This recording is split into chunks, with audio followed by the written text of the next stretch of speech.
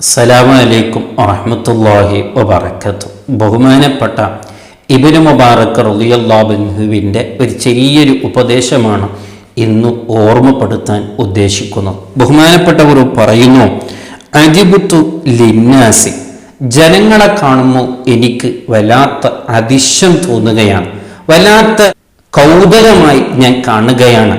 എന്റെ യഹ്തബൂന മിനത്ത്വആമി മഖാഫത്തദ്ദാഇ, ഒരാൾക്ക് ഒരു രോഗം വന്നാൽ ആ രോഗത്തിന് ചികിത്സിക്കാൻ ഒരു വൈദ്യന്റെ അടുക്കൽ പോയാൽ ആ വൈദ്യൻ അവനോട് പറയും, ഇന്ന ഭക്ഷണം നീ കഴിക്കാൻ പാടില്ല, ഇന്ന പാനീയം നീ കുടിക്കാൻ പാടില്ല എന്ന് പറഞ്ഞപ്പോൾ, ഇല്ലെങ്കിൽ അത് നീ പാലിച്ചില്ലെങ്കിൽ നിനക്ക് വലിയ രോഗം വരും, ഇതിൽ കൊണ്ട് വലിയ ബുദ്ധിമുട്ട് നിന്റെ ശരീരത്തിൽ കൊണ്ടാകുമെന്ന് ഒരു വൈദ്യൻ ഒരു മനുഷ്യനോട് പേടിപ്പിച്ചാൽ അവൻ എത്ര കൃത്യമായി അതൊക്കെയും അവൻ പാലിക്കുകയാണ്.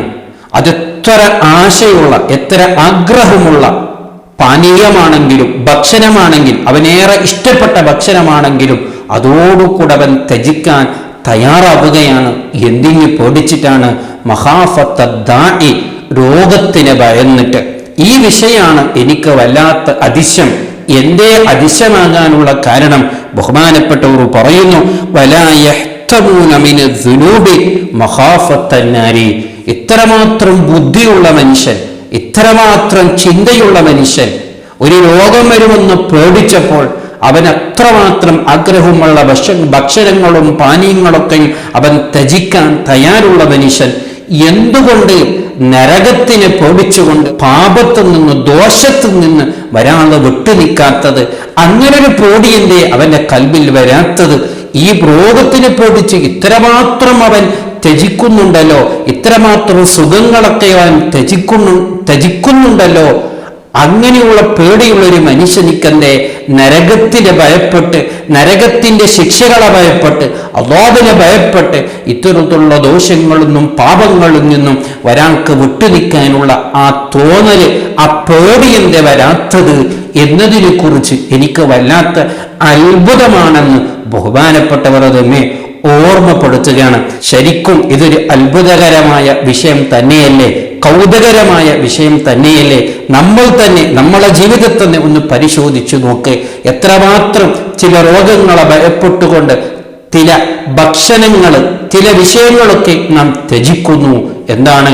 എൻ്റെ ശരീരത്തിന് എന്തെങ്കിലും കേടുവന്നു പോകുമോ, എനിക്ക് എന്തെങ്കിലും രോഗം വന്നു പോകുമോ എന്നുള്ള ഭയം നമ്മെ പിടികൂടുകയാണ്. പക്ഷേ അതേ സമയത്ത് ഇന്നുവരെ നരകമുണ്ട്, നരകത്തിൽ ഞാൻ പ്രയാസപ്പെടേണ്ടി വരൂ, മരണപ്പെടുന്ന സമയത്ത് ഞാൻ പ്രയാസപ്പെടേണ്ടി വരൂ, ഇന്ന ദോഷത്തിന്റെ പിന്നാലെ പോയാൽ, ഹറാമിയത്ത് കണ്ടാൽ, ഹറാമിയത്ത് ചിന്തിച്ചാൽ, ഹറാമിയത്ത് ചെയ്താൽ എന്നുള്ള ഭയം ഇന്നുവരെ നമ്മുടെ കൽബിൽ അത് പിടികൂടിയിട്ടില്ല. അത് അത്ഭുതം തന്നെയല്ലേ? എന്തുകൊണ്ടാണ്? അതേ നരകത്തിനെ കുറിച്ച് വേണ്ടതുപോലുള്ള വിവരം നമ്മുടെ കയ്യിലില്ലാത്തത് കൊണ്ടാണ്. വളരെ ഗൗരവത്തോടു കൂടെ മനസ്സിലാക്കണം.